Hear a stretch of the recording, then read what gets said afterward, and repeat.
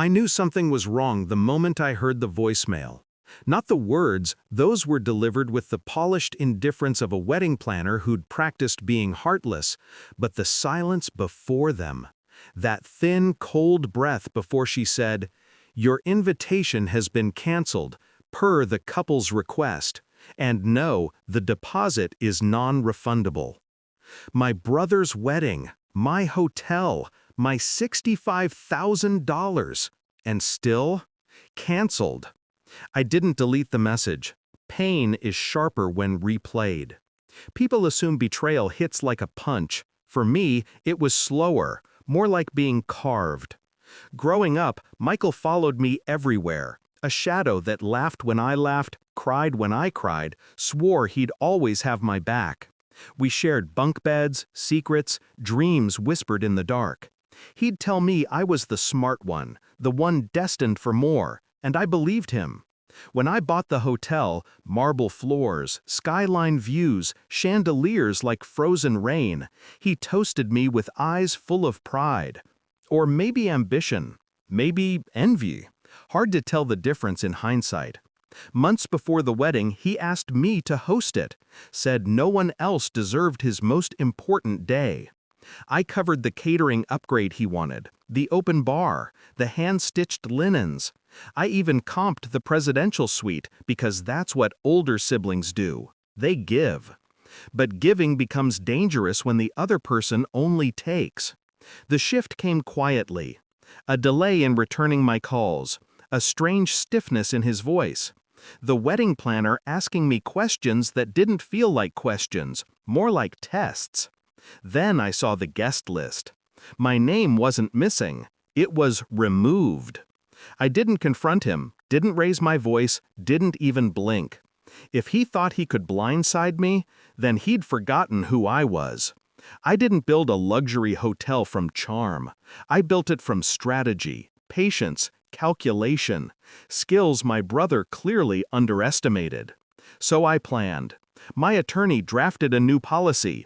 Events may be canceled at management's discretion if contractual obligations are violated. A quiet clause, unnoticed except by those who needed to notice.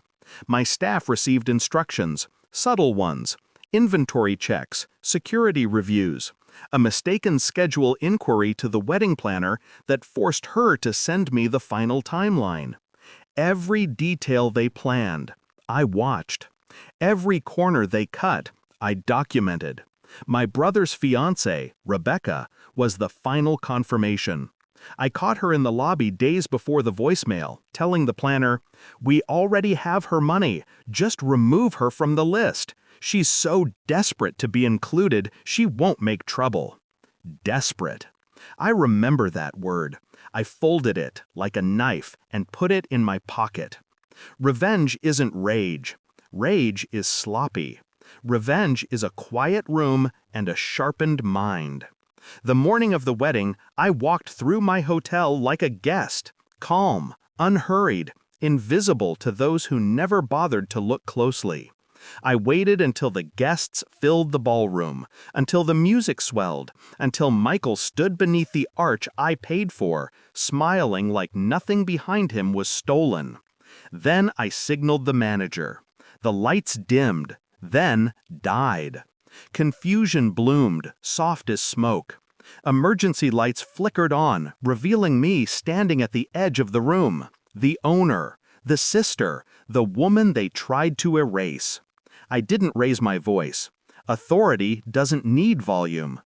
"This event," I said, "is officially canceled for breach of contract." Gasps, whispers. Rebecca went pale first. Michael followed. He stepped toward me, shaking. You wouldn't?" I already did. Security escorted the vendors out first, then the guests. Rebecca screamed at anyone who couldn't be blamed. Michael stared at me as if seeing me for the first time. "We can fix this," he said.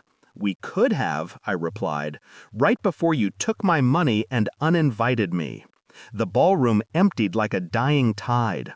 40 minutes later, they were standing on the curb in their wedding clothes, the arch dismantled behind them, the catering packed away, The suite locked.